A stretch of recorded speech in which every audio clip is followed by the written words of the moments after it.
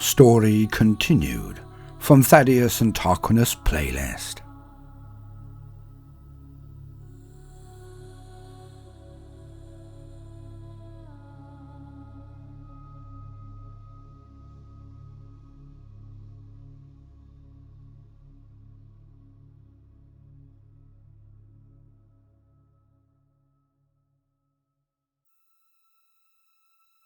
I am old. I may not look it, but I am older than any normal human has any right to be. It's unnatural. It's heavy. I've seen so much, done so much. My hands drip with the blood of hundreds. But that is just by my hand directly. By my command. I can recall everything like it was yesterday. I have given the order twice in my life. The ultimate sanction. The order that should never be given. The ultimate sign of weakness. Of defeat. I couldn't save them. I failed. Not the Thaddeus. Me. I failed them. 2 entire worlds. The souls stand at his side, waiting to accuse me. Those who are not consumed by the Dark Ones at any rate. I have witnessed beauty beyond compare, horror to chill the soul, haunt my very nights. It is why I have 2 drinks before bed, to ward off the memories for a few hours, to remind me of what I have done. Lord Emperor, I beseech thee, judge me not by my trespasses alone. For I have taken the heads of traitorous Astartes, beaten back the darkness time and time again. I have rained fire upon the enemy, both in this reality and their own. I have permanently destroyed 5 of their greater beings. I have sought and smashed cults and possessions without count. I have served my lord and master. I have done his will. Lord Emperor, I beseech thee, judge me not by my trespasses alone. My mind is scattered, my soul adrift. Only weeks ago, I was ready, my heart heavy, but my soul light. For I did all of this in his name. I saved so many of his flock from the darkness. I have struggled and striven long in his service. I am but the stepping stone, the finder of my successor. Yet, I have added to the potency of the line, the name, the tradition. I have garnered, bartered, begged, and stolen to fill the book. It overbrims now. The 100th will have a full quiver of arrows to take to the last battle. Should this be the time? If not, then the moment of our judgment draws nigh. 100 iterations. Then the effect would be judged. It comes so soon. I had thought my role performed, my destiny fulfilled. But now, I am lost. I don't know what will happen. I don't know what to do. I don't think I even really know who I am anymore. I was so certain, so sure, at peace. I know how I will end. It has been seen. But I thought I had done it. After all these years searching, not just for the enemies. That was my duty, not my calling. I was born to find him or her, the 100th. 98 was blunt, but the Thaddeus agreed. And if it's pious, Then I wasted centuries looking anew, always hunting. So Mash, he would not have died so. Was meeting me a curse for him? The others, did I waste my long, long life? But if it's not pious, I have failed. Was Thaddeus wrong about him? If not, what if? Just what if the heart of fire, Louis? What if they betrayed me?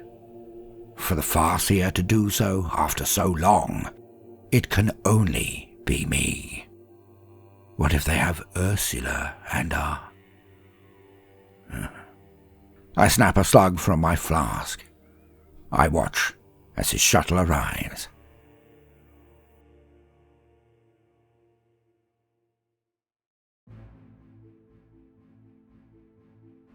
Pius's ship, the Hymn of Triumph, came out of the warp, but sent over idents immediately.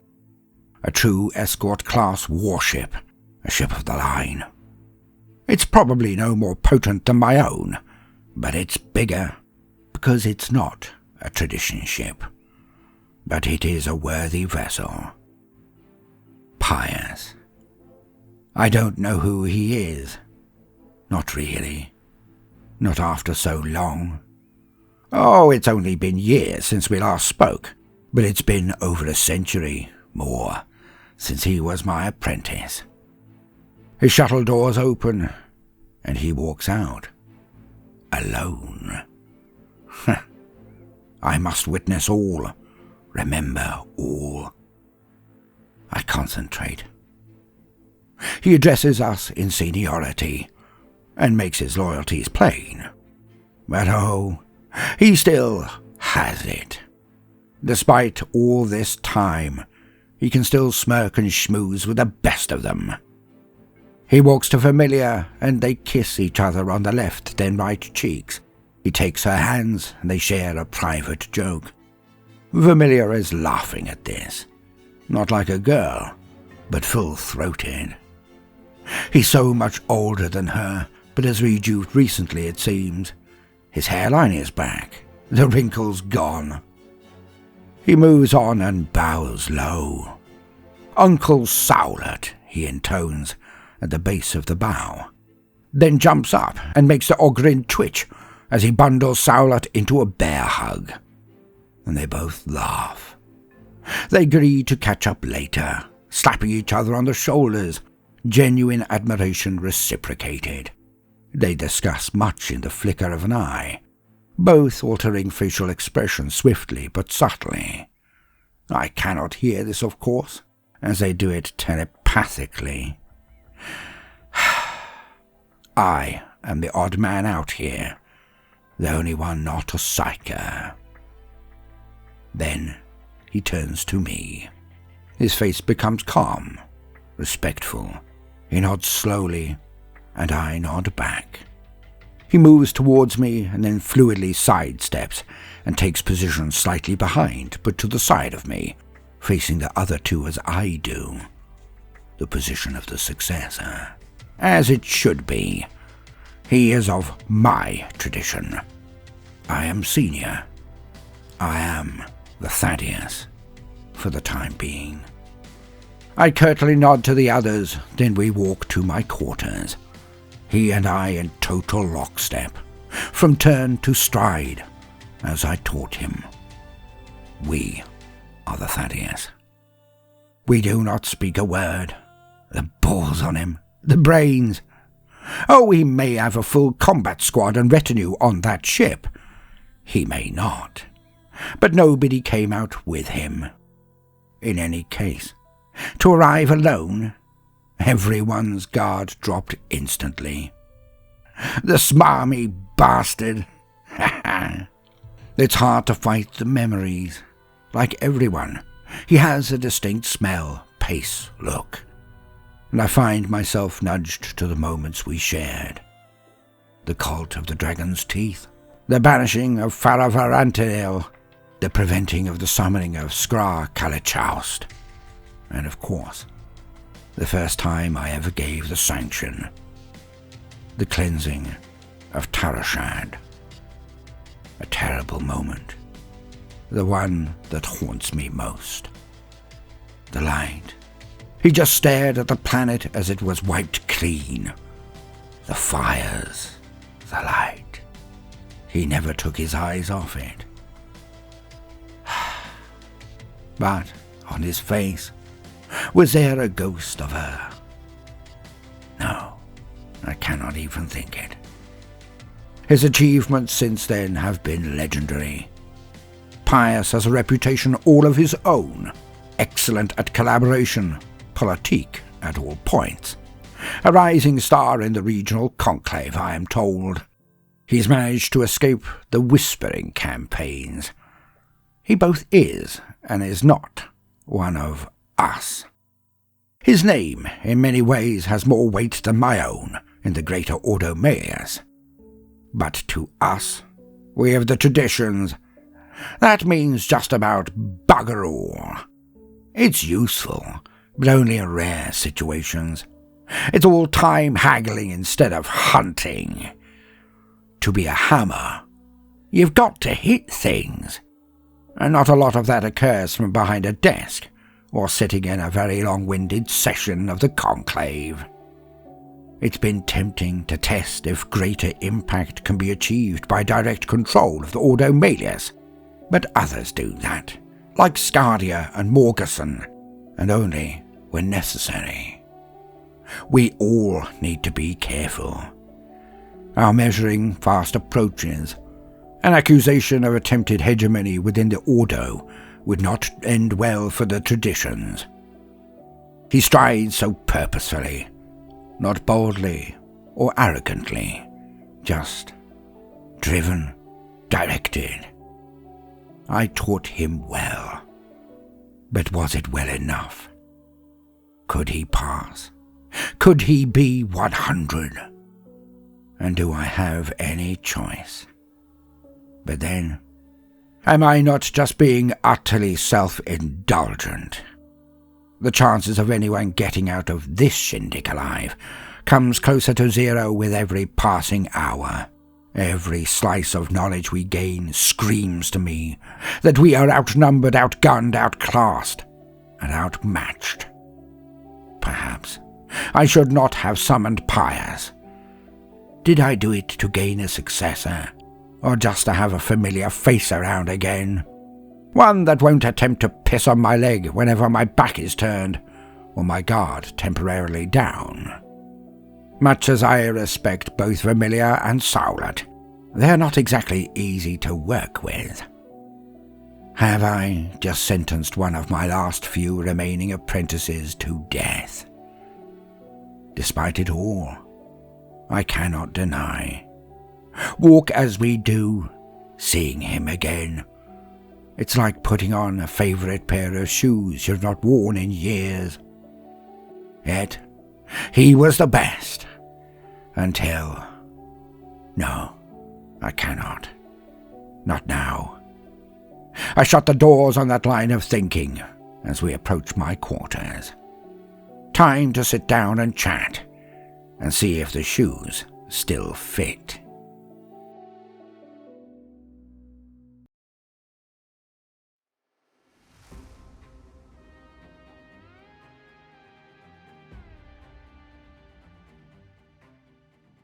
Looking back down the corridor for a brief second, I see the docking bay. The fire still burning from our firepower, the bodies strewn across the deck. That was a tight situation. But then, as Barbon always told me, the heaviest casualties are always received or inflicted at the ingress point in any void combat. Well, usually. And we've not gotten that far before bumping into a situation. The red lights cover everything in a blood-like effect. It sharpens the mind, but dulls the senses. Nothing is as easily spotted in this, but movement, of course. Somehow the bathing light shows that up quite nicely. More's the pity. Heavy lasgun fire comes crashing down the corridor again. They are popping off bursts to keep us back, dissuade us from making a push, reminding us what we have to come against if we do. The rays illuminate the area and score the walls and decks they strike, but only give discoloring and a mild scorching. They are not enough to cut or melt through the hardened objects they strike. One might be fooled into thinking that they will be less lethal to anyone they strike, but when concentrated down, I am quite confident that anyone caught by a cascade of these low-power las shots will still be made into a smouldering skeleton in no time. Josephus is on the other side of the corridor to me, in cover. He shouts over the intermittent firing, "Why can't we just make them go to sleep again? Or confuse them, like you did on the other ships?" "Well, Josephus, do you want the long answer or the short?" "Let's all just agree short is appropriate. We're under fire," says Ursula. "Short, then," I state. For speed, I touch their minds, speak into their very souls. 1. They have some form of psychic dampeners on this ship. 2. There are hundreds of deeply harrowed psychers also on this ship. If we go full on, we open ourselves to them. Their anguish could overwhelm us unless we have a definite goal, opponent to crystallize our will and intention on. 3. There are also enemy psychers on this ship, and we have no idea of their capability. If we just unleash our abilities, they could locate us and strike before we are ready. We have no way to tell. 4. One of our biggest guns is the Farseer, and he's holding down the other 3 ships' crews. We can't rely on him at present. Josephus uses the corner perfectly, reaching round with his one arm covered by his combat shield, and shoots off a few rounds. More to show willing than anything else, I think. "That was a short answer?" he barks. "Yep. So, suggestions?" Ursula chimes in again. "We need to get to the bridge."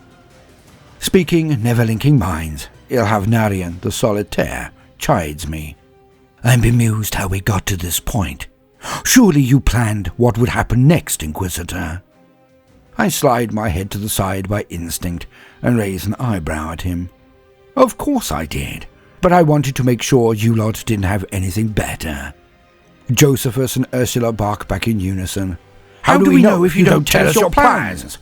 I put up one finger and wag it as I state, "Oh no, I don't do committees. Shoot." Josephus reaches around the wall again and fires off a few rounds and snaps, "Very droll." "Right then," I start. "Ilhavnarian, I want you to head down to the engineering section. Be loud in your pathway. Spare as many as you can, but get there. Then take heads until you have control." "Then," said the Eldar, "cut power to the ship. Everything but life support and gravities. If I have to cripple, then better to end it." Ursula snaps a look at me, which I ignore. She has no expression. She is watching me, not judging. At least, so it appears. Uncharacteristically for myself and the Solitaire, I explain. "We don't have the facilities or personnel to do large-scale apothecary interventions. It's kinda this way. But I have every faith in your courage, skill, and clemency. End the most indefatigable if you must. Spare the rest.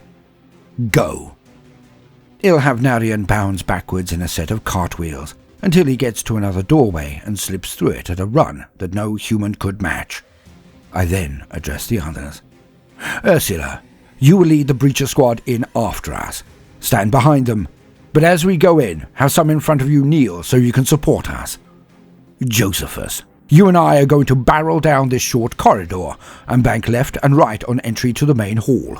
We draw the fire." Josephus looks at me like I've just worn Rebute as a hat. I am glad the Orange Terror is not here, much to his disapproval, of course. Soon, but not yet.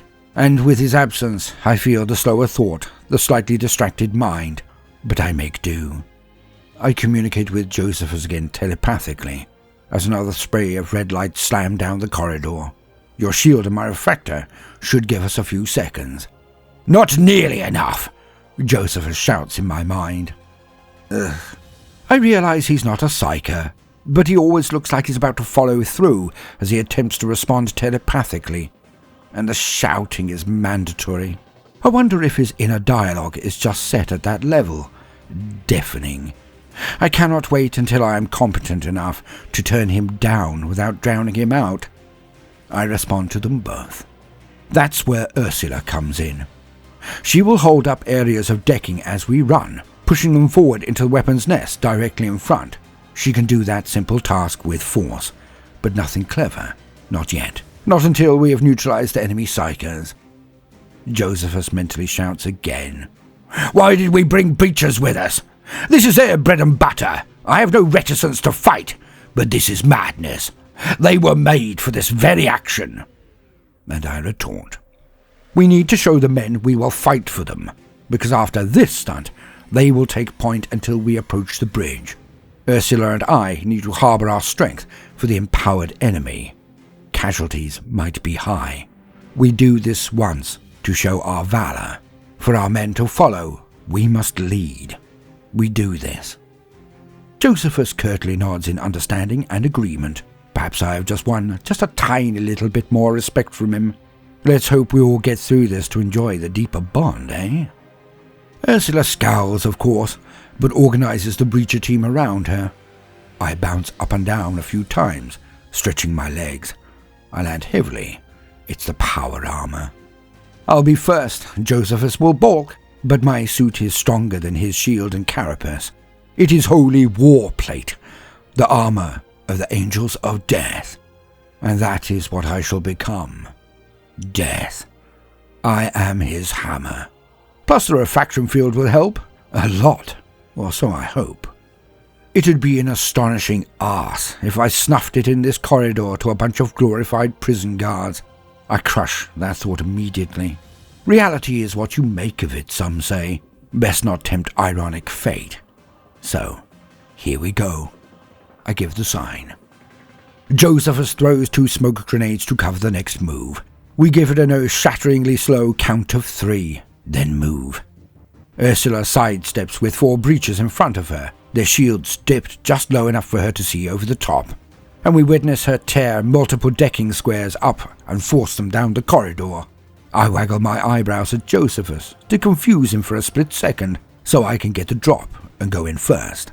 Josephus curses under his breath, but follows me in, and we run through the smoke-filled corridor as fast as our legs will carry us. There is an almighty crash as the decking slabs end their journey. An explosion lights up the area before us, orange being added to the dull red. Sparks and flames create shadows and light that do much to help us. And we need it. As soon as we see the end of the corridor, I leap to the wall and power off it with my boots, launching me into the room to angle to the left. I roll inside, and Josephus is already running down the other side, to the right. The fires from below show us where our enemies are. In front of the door, the gun nest and anyone on that level was instantly killed by either the impact of the decking or the explosion of the gun emplacement. There is a raised area above, however, walls specifically designed for just this situation, repelling boarders.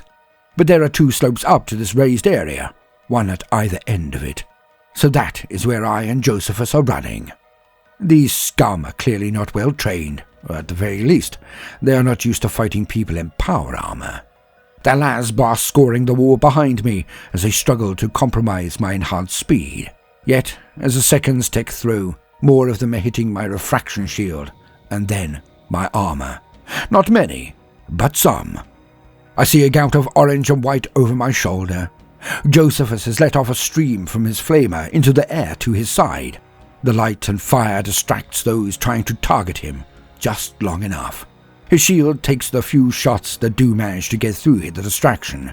As I approach the ramp up, I now give some hearty payback. I target the heads of those at the walls. Their brain matter splashes across their allies in cover as my bolter rounds slam into heads and pop them. Barbon. Everything I do is now implicit, instinctive. Damn, I owe him and his trading. I even nudge a few minds, just a little, get them to rise just enough to experience the same. But then, the walls at the top are covered in las fire as Ursula's breacher team erupt through the doorway. Walking now with her at their centre, they bathe the upper gantry with suppressing fire, and then Josephus and I strike. I bunch my muscles and spring up to the side of the slope, my power armor enhancing my strength. I lift off, but Ursula also augments my move. I grab the battlements and pull myself over them, lighting up Temperance. The few naval troops in front of me are sliced to ribbons as Temperance cuts through them as though they were made of wet paper. Josephus has just charged up his slope and is now amongst the enemy. He burns the front set with his flamer, then jumps over the fire and lays about him with a chainsword. I advance hard, using bully boy tactics. I am in holy power armor, and I use it to the maximum. I trust it. I trust in my lord. I destroy his enemies with it. I pick up men like rag dolls, slamming them against walls, slicing through them, bowling them over. I give no quarter, and within 20 seconds, I am faced with a slightly smoking judge and no more enemies. Josephus has been hit in the side, his armor taking most of the threat, but there is a smell like, well, burning flesh. Not that you would know it from his stance or countenance. He is literally ignoring the injury. He takes one more step towards me and leans in so the breachers cannot hear him as they run up the ramp to meet us. Okay, I didn't think that would work, actually. Well done, Inquisitor. I roll my eyes and shake my head comedically, as if to say, "O ye of little faith," as the breachers and Ursula catch up to us. I then wheel on the sergeant-at-arms. From here on in, your men will need to take point. If we spot specialists or psychers, we will step up again. Now, carve us a pathway to the bridge, Sergeant. Beta Squad is left in the hangar bay to protect our exit, if it's required or not. But the sergeant is happy with my orders. His chest puffs up and he takes charge. 8 in front, 4 in the rear, 6 either side of us. We are walking at speed, with a wall of shields and voidsmen around us. The next minutes are a blur of activity as we march up the ship. An ambush from both sides, close quarters, nearly panicked the men until Josephus and their sergeant stiffened the line. The enemies are trained, but not battle-hardened, it would seem. Not compared to Imperial breachmen, but they got 3 of us. Crossing a great hall, we lost 2 more to a sniper, each sacrificing their lives for either I or Ursula. I located that sniper, and Ursula crushed him. Another strong point, and we had to beat a way through. We lost 2 more voidsmen in the approach. Their shields hit so heavily that they overheated and nearly melted their arms off before they were cut down. We lost another in the melee that followed when we reached them. There were 30 of these humans, all in pristine uniforms, highly disciplined, but they were the dregs. Prison guards are not the equivalent of hardened voidsmen, no matter which empire you hail from. We carved through them with ease. And so we were only a few segments from the bridge. Then the lights went into backup power and began to flicker. The doors in front of us were locked, but no longer shielded. The solitaire had done his work already. And then we advanced and met with the true last line of defense. Thus, its most potent. There were 5 of them. Crisp uniforms again, little armor, psychers, dripping with power. But there was something unstable about them to me, as if their souls flickered in potency, throbbed as though a current was rippling through them. So, they wore enhancements, Sinistrum-grade artifacts. I should know. I hold one. Temperance. Thus, we ordered the breachers to stand to, and Ursula and I stalked forward. Gamble time. I flood Temperance with my order, and I stand before Ursula. I shield her, as she shields us both. We stalk into the darkness to meet them. 2 of them try to cover us with blankets of fire. 2 more hurl lightning at us. Yet none of it penetrates Ursula's shield. I push power through Temperance, and it augments my strength, which I then pass to Ursula. Her telekinetic shield holds. We advance slowly. If we break her trance, we'll be crispy. To their credit, the enemy keep pouring on fire and lightning. It's quite the pyrotechnics display. And they batter us till it's down to my refraction field and armor. But they are nearly burnt out. The shade of the enhancement to their aura lower, its flicker more off than on now, strained to breaking point. Then it happens. Obviously, I have not just been enhancing Ursula, being a clever chap. I have been sliding into their minds like a ghost. It seems the subtlety taught to me by the Eldar has even more utility than I ever wished to admit. I slide into their minds and tinker around the edges. Nothing flashy or splashy. A simple nudge to their urge to concentrate. And so they did, on me and Ursula. When Josephus barrels into them from the side, to them, it is like he appeared out of nowhere. He burns too with his flamer and launches into them to make sure.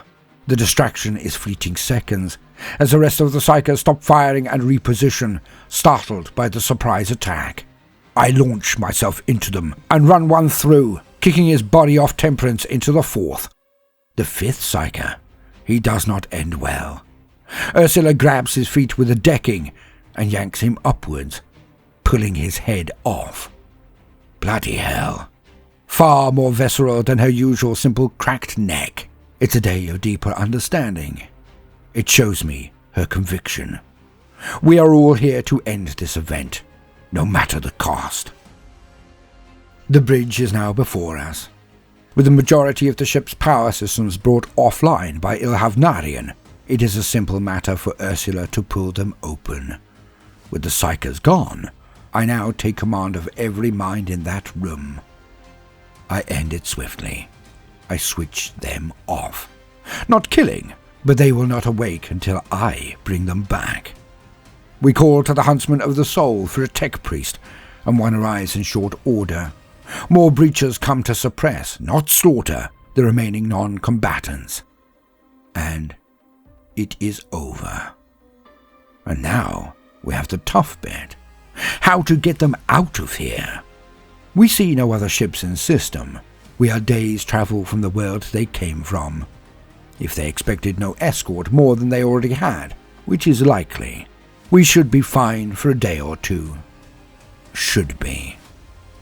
And I like to tell myself I have a good feeling about this. But who am I kidding? We survived the gambit, paid the price. Now it's time to reap the rewards promised in our scrying session. I believe hope was the main thing. Time to find out who we have in the holds, and why they are there.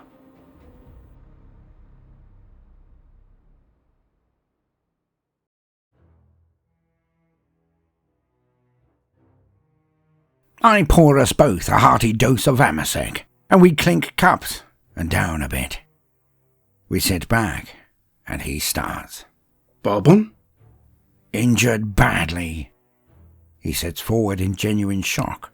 More than a little concern shrouds his features. Who or what could do that to him? That's a part of the long story, says I. I take a sip. So does he. I know of the boy. He sounds like an amazing candidate, Master. I raise an eyebrow at him. You don't call me that anymore. Old habits. He drinks, still watching me. I raise both eyebrows, lowering my head to not glare, but pierce him with my best look.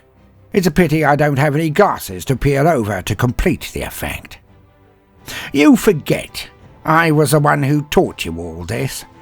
I see it has become instinctive. Unwise. So, turn off the charm offensive, if you can. He closes his eyes and shakes his head slowly, then smiles as he looks at me again. Touchy today? You summoned? I came. He looks into his drink. It's been a long time. It's a big, dark, lonely battle out there. Aye, that it is, old friend. That it is. I refill my cup. Pius puts his hand over his, and only sips again. Bit still on the ground. An encounter? A betrayal at worst, a schism at best. Attrition for the others. We're being whittled away. Clever of you to come alone. Charming. Disarming, maybe. He deflects my playful barb with a raised eyebrow of his own, and continues. Don't worry. I moved mob-handed. For how long? Only recently. The last decade. Familiar hinted. Paramon indicated. Formosa protested too much. So I visited Perseus for a piss-up. That rascal always pretended to have a blabbermouth when in his cups. But it's not always just banter. He can be manipulative. And then? Then I retained more retainers. Just in case. In case what? You called. Really? The Ordo not keeping you busy enough? You have to be jesting. We're not winning. At least, it doesn't feel like it. Did it ever? Once. When I was with you. Those were good days for me. For us both. When carried alone. The seal is heavy. Yes. You warned me. I tried. But we're guided by the Emperor. Always. It's difficult to explain. He's had multiple rejues of his own. Trained multiple apprentices. Yet, in essence, it's pious. And for the first time in years, he can unburden himself. Finally, he is with the one man in all the galaxy, where he does not have to pretend. I am the head of our line. I am the Thaddeus. He relaxes, opens his stance more. Temperance? Lost, with he tactfully cuts through me. Of course. It's hairy out there. It's complicated. I know, or I wouldn't be here. You think you had a choice? No, I wouldn't have been summoned. I refill my glass. True. Damn, you're peevish. I wave my hand. As close as an apology I'll give him. Fatigue. So, what are we up to? In general? Specifics. Build the picture. I'll overview, then elucidate. Please. And then we both sit forward, conspiratorially. We're after that perpetual. And finally, we've got a weapon that should end the bastard. Ah. Tan Irenaid, a solitaire and Louis, nicked a ship and buggered off, taking Ursula with them. But nobody was slain, so it's highly likely that this is more than it appears.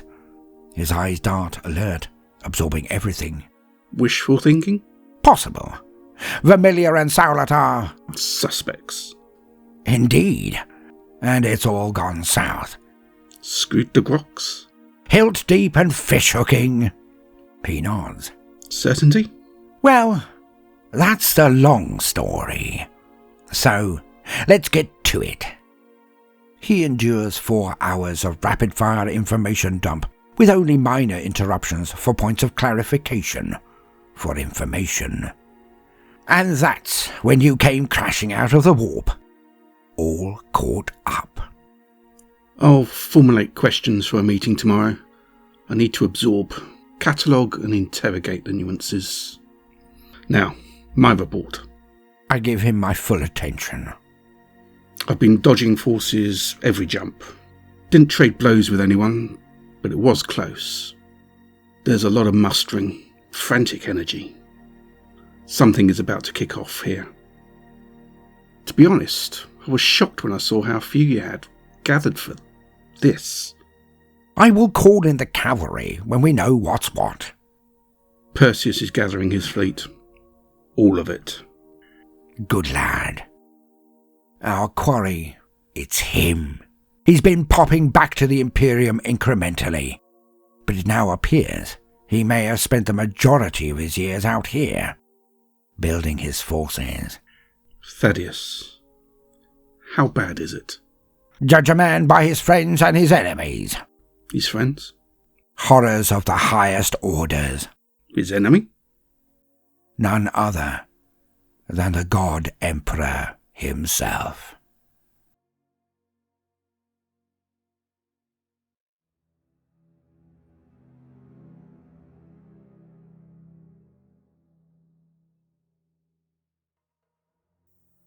I have spoken with the Psychers. I shall explain that later. But for the time being, only hours have passed. Now back on the Huntsman. I am on the bridge when the captain calls down to me. Inquisitor Tarquinus, our tech priests have done it. They've cracked the Hauler's machine spirit. I respond. In layman's terms, we have access to their information. Holy Throne. Does that mean what I think it means? He responds. They aren't naval vessels proper, but it does indeed, sir. We have a map. Much more, Inquisitor. Remedial and obvious information to the locals. To us? Game-changing. And we have plenty of eyewitnesses to corroborate information, I say. The gamble paid off, sir. No, Captain. The Emperor rewards the bold. And that we most certainly will need to be, sir. Meaning? Bold.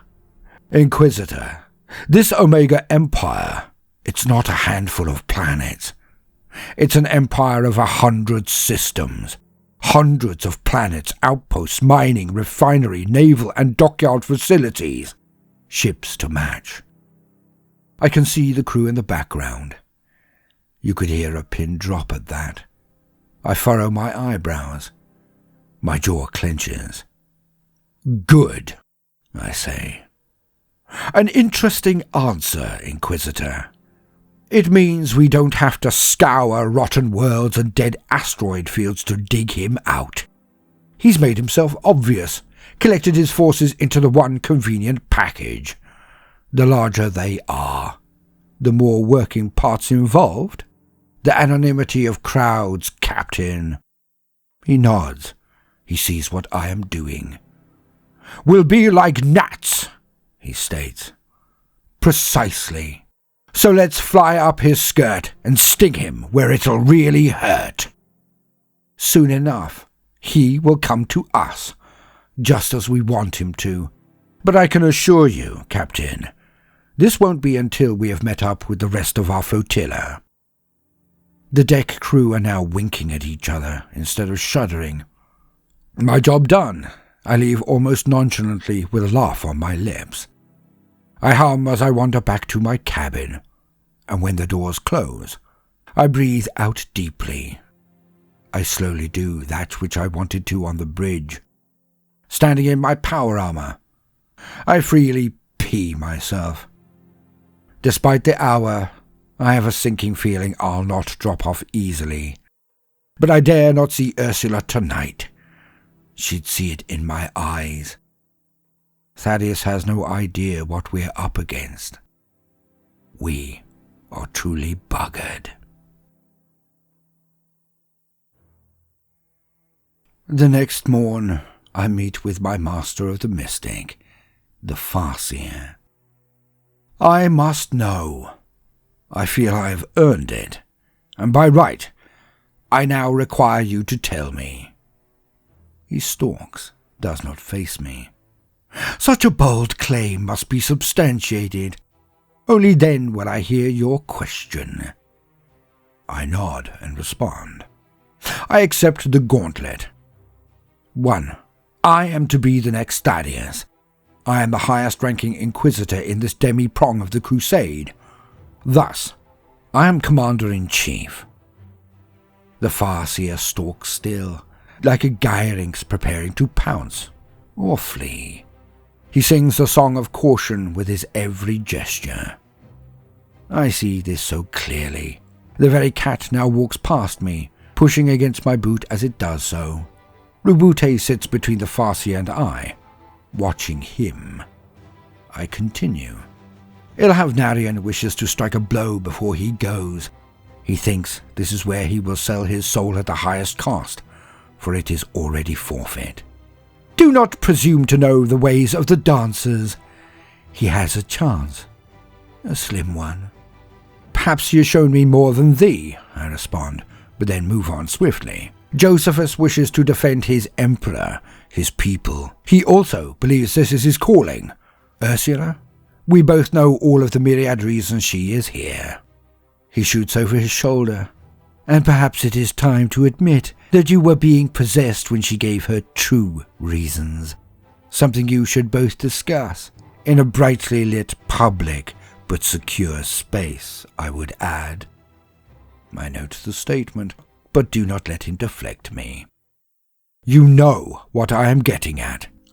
I know why everyone else is here. Louis, don't evade. He stops, swings around. To anyone else, he'd have startled them at the minimum. People have heard of transhuman dread. Few have given thought, let alone name, to the effect of the Eldar's uncanny, otherworldly grace. Pointy peril, perhaps? Yeah, I'm no wordsmith, it seems. The Eldar stops. He turns back to me. All right, then. But I will answer no questions, and we will never discuss it again. I nod solemnly. He walks uncomfortably close to me.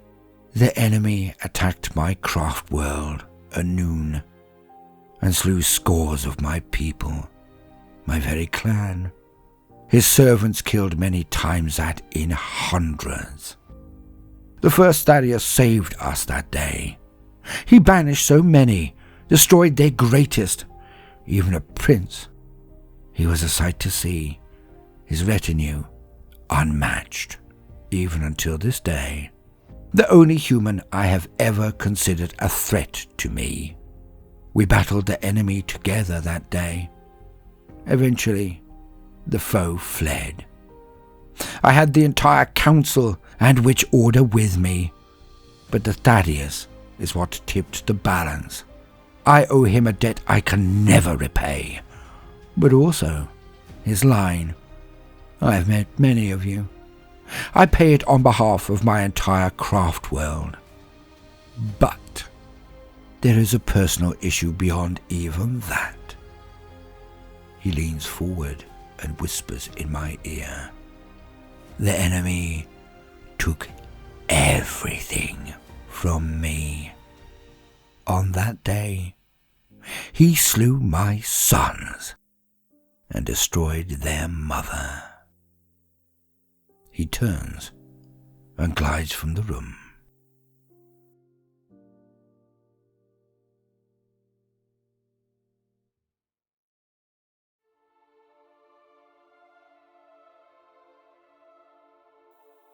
I slouch my way to the apothecary, only to find that he's been discharged.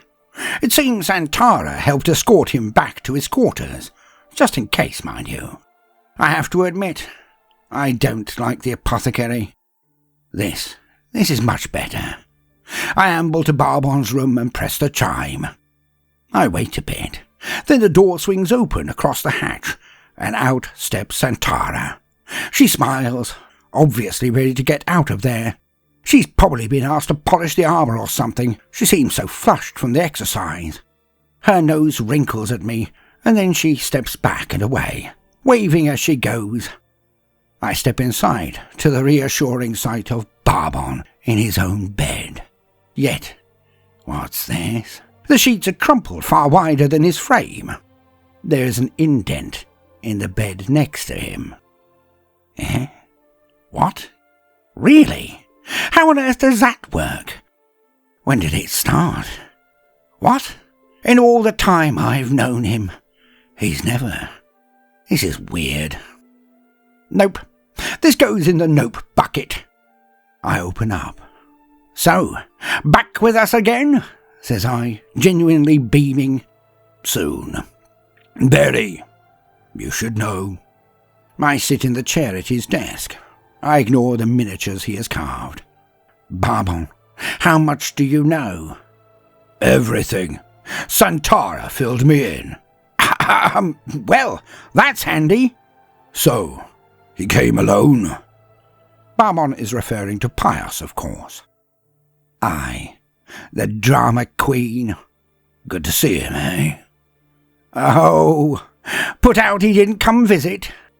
Baldermort glares at me. I soften. I told him you were resting. I told him he could try tomorrow. His glower subsides. Well? I've come back from his ship.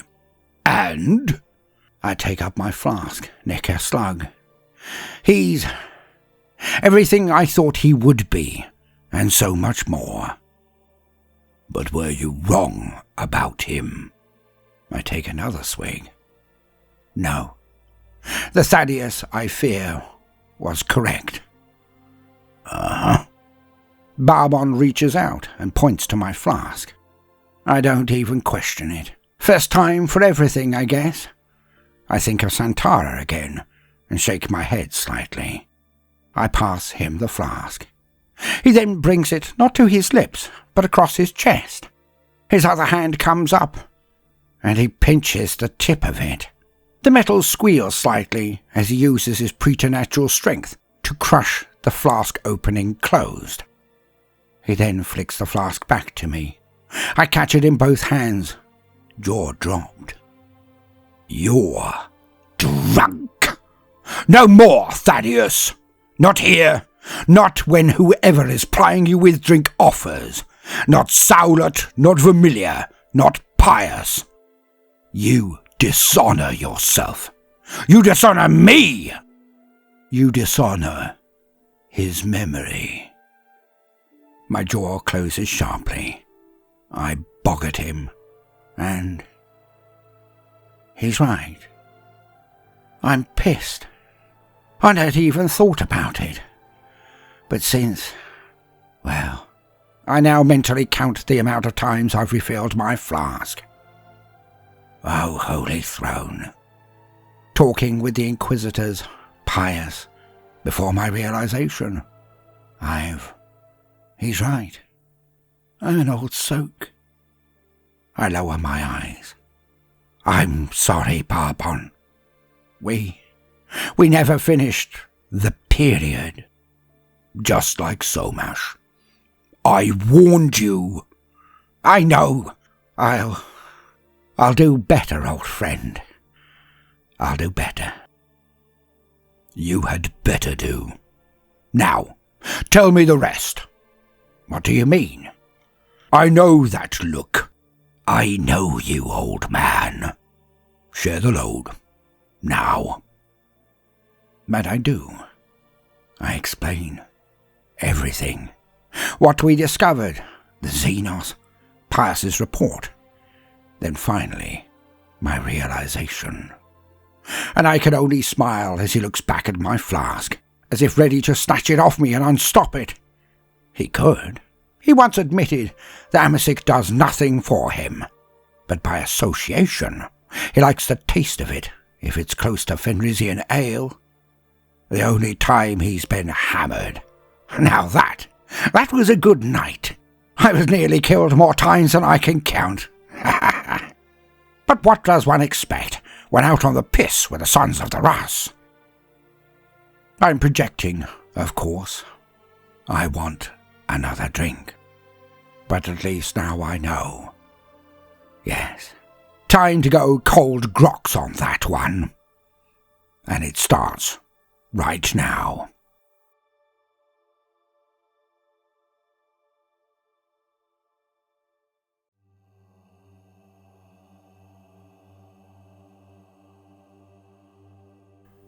Another long day, but finally, I am back in my room again.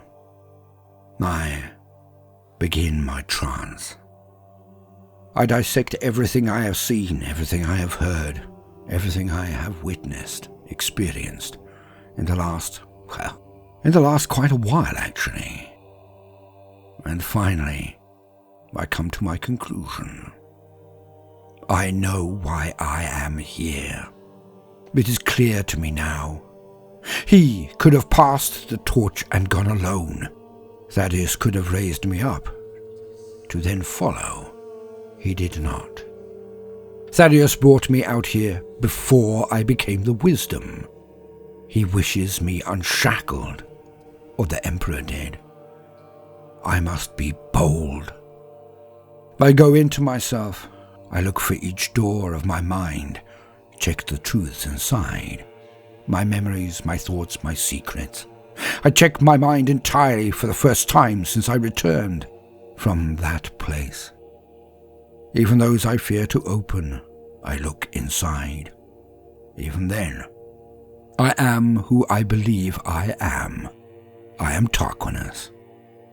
Then I go into the dream state, the highest altitudes of the other realm, the immaterium, and I take his name with me as I descend, falling into time, into thought, pure cognition, memory, mind, soul. My eyes open, and I see it. The skies are dark. They twitch with jagged light and thunder as they roil and roll overhead. I see a plain before me, and the lines are drawn. Across from us, somehow I know it is the king. His lines of disciplined horsemen, knights all, they stand stock still. He is at their center with his greatest knights, the Pendragon, the Emperor. I am amongst the forces arrayed against them, a corps of knights, but many more than his, and behind them, flanking us, things. Some flapped, others crawled, others padded on great paws or claws, things of darkness and twisted might. I watched as Madraut positioned himself across from the Pendragon. Around him, the darkest knights a man ever saw, but his forces were of greater number by far. And then something happens. A snake bites, a sword is drawn, and they charge. I walk amongst the fury and tragedy of the battle. Like a ghost, I am ignored by all. This is a memory. I see men unhorsed by lance and sword. I see them trampled into the ground. The furore is great, the blood worse. The battle goes one way then the other. Despite the power of the Emperor, the power of the Pendragon, the monsters brought here this day are many. And then, as I wander the battlefield, seeing it all in slow motion playing out in front of me, I notice someone else. Someone who is not part of the drama. Someone who then spots me and casually walks over. But unlike me, who steps around people or over them, he walks straight through them. This is his memory. It's him. He casually walks, his hands clasped behind his back, until finally he is within distance. The sound of the battle behind us dims. He is in control of everything that happens here. And he speaks. "Hello, Tarquinus." I am stuck to the spot, rooted. I do not know what to do. Let us see how this plays out. He walks towards me. He walks so close. If we had swords, we could exchange blows. And then it begins. "Tarquinus, you may decry my methods, but cannot ignore my goals." I sneer. "To bring the whole galaxy and every last human under the thrall of the dark gods?" "Utterly deluded," he responds. "You are as ignorant as you are arrogant. You lack perspective." "I don't need your excuses." "For what?" "Betraying your entire race." "The words of the Emperor. You have no idea what he is. He is a man." "No, he was never a man. How could he be?" He was born on terror to a mother and a father. That's how. He just hasn't forgotten it. He shoots back. How would you know?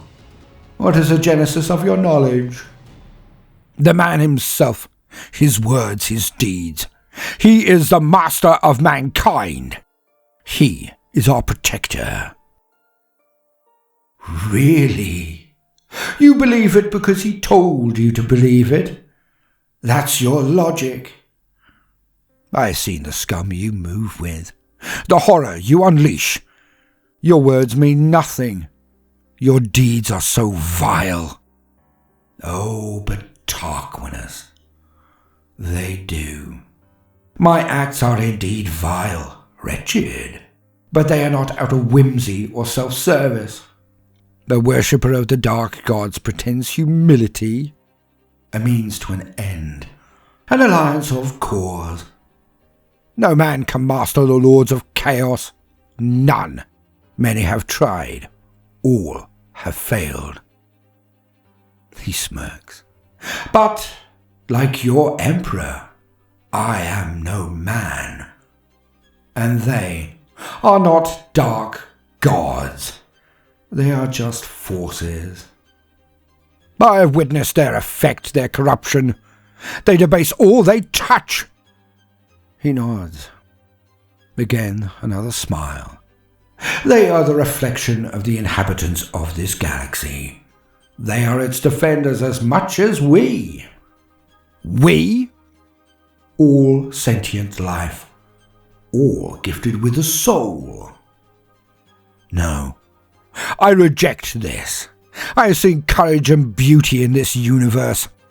These forces, your gods, are a twisted image from a broken mirror. A mirror that could be repaired. But the mirror can only be fixed if it exists. Meaning? Young mortal, you do not know what is coming. We do. Again, we. The forces, the gods, myself, a few others, too few. You justify your horror as a means to an end? No, I explain it. I do not defend it. Only time will tell in the end. But we act for the survival of all. Being cruel to be kind? Hardly. Another means to an end. Being. He sighs. Walks back and forth. I am immortal. I see time differently to you. They see it differently to me. In that place, the warp. They know what comes. They have shifted and changed over time, not due to actions past or present, but because of those yet to come. A self-fulfilling prophecy. They create evil now to bow to it later as justification. Again. No. The future draws them to their most terrible aspect, the most aggressive of their forms. This is needed for the coming war. Who could challenge the galaxy? You know so little, Inquisitor. Your Ordos are blinkered by separation and desperation. They have been told to fight against their own destiny by one who attempted to derail and thwart it. The forces aren't the threat. The traitor is. Traitor? To your cause? Count me amongst their number. No, Tarquinus. Him. Your lord, the Emperor. He betrayed the forces. He betrayed us all. The entire galaxy. By resisting you and your masters? No.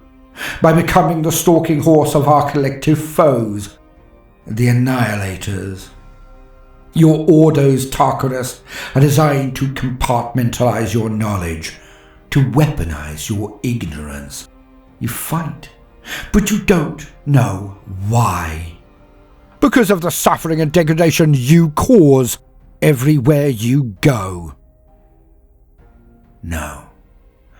Tarquinus, you have been lied to. We all have. For so long. By him. What madness is this? Oh, just don't. The mantle of a fanatic suits you little. Every fool knows the dark gods lie. I spit. Do they? Or are they merely using the fastest route to the effect required to survive? They butcher entire systems! Tarquinus, deep down, you know why they do that. Yes, I do. Power. Aye. But why? If the warp reflects the real world, then why would they seek to destroy it? As above, so below. One cannot exist without the other. You throw so many arrows, I am sure befuddlement is your goal. Stop jumping about. Of course. The Emperor sought to alter the very development of humanity, to change us. The psychic awakening of the previous millennia was always meant to happen, but he hastened it. He believes he knows best, and plays with the fate of your species, our race. Yes, I am different, as is he, but though we are not men, I did not lie to you. We are still human of a sort, of earth, terror. Yet if his prognostication was as good as he has made you believe, then he has seen the war to come. He knows. We believe that humanity can match the task, but must develop as we were meant to do. Sentient mortals and the warp are the guardians of this galaxy. Life. It knows what is needed, and when. You do not. The soulless rise, the great devourer comes, in numbers none can fathom.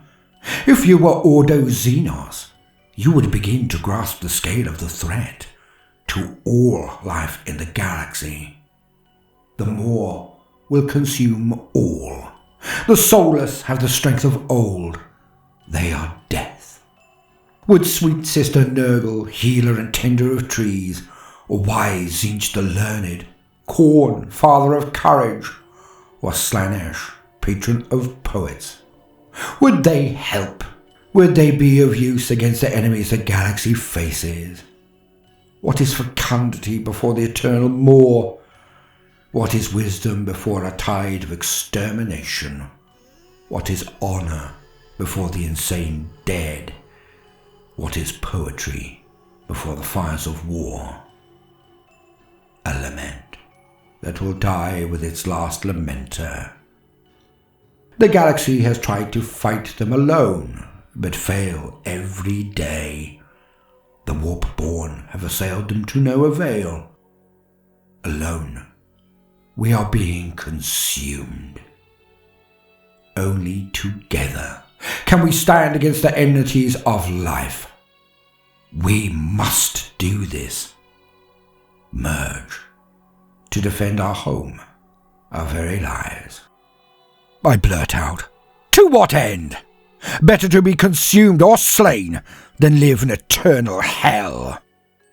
No, Tarquinus, it is not. For while we live, there is hope for the future. If the dark gods claim the universe, it will be an eternal pox. Life will be a curse on all sentience. Until the threat is over. No, eternally. I do not agree, nor do they. If the threat is defeated, their aspects can shift once again, return to what they should always have been. And then, our merger will bring eternal bliss to all. The Emperor made a pact with the forces. He promised them unity, that he would pave this merger. He lied. Now he is insane or bought. He works against the forces of the galaxy. He attempts to enthrone himself, not only as a force, or a god as you would put it, but as a possible beneficiary of the end of a galaxy. Just imagine the power one could gain if they devoured and consumed an entire galaxy. The devourer only eats the body. What of the soul? The walking dead slay, but again, only the body. In either case, there's a tidal wave of souls that could be separated from their forms over mere millennia. Faster, if we do not act. So, if one being set up a banquet table, they would become truly omnipotent in both realms. I shake my head. I cannot believe it. I blurt out, "Say it! Stop dancing around your point and just say it!" Of course, I have nothing to hide. The Emperor is betraying the galaxy, preventing merger, causing exterminations of what you call Xenos, those others who could fight the enemies. How many have died at his command during the Great Crusade alone? He wages constant war to weaken the whole. His rabid fanatics cull all. He eats psychers by the hundreds daily. And the faith in him brings a human soul to his side when they are dead, ready for his table. I believe that the forces were birthed by us, humans, to cleanse the universe. It's why we can change so much, how we formed them. We were designed to wash the universe clean and to defend it. So we made the forces of the Immaterium, what you call the Dark Gods. The Eldar copied, subconsciously, but they did.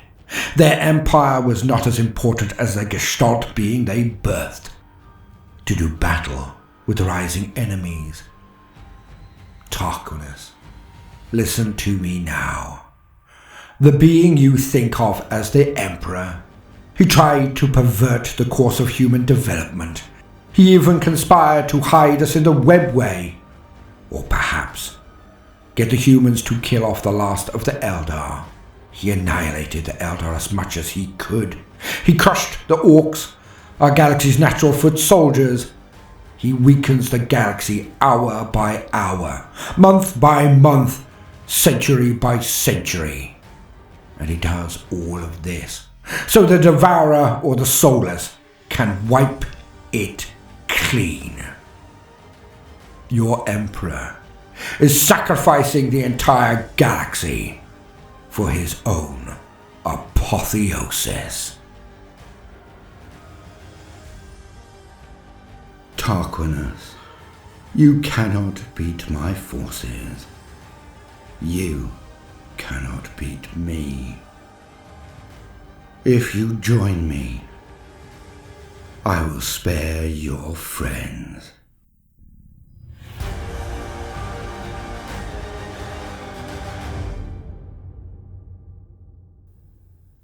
To be continued.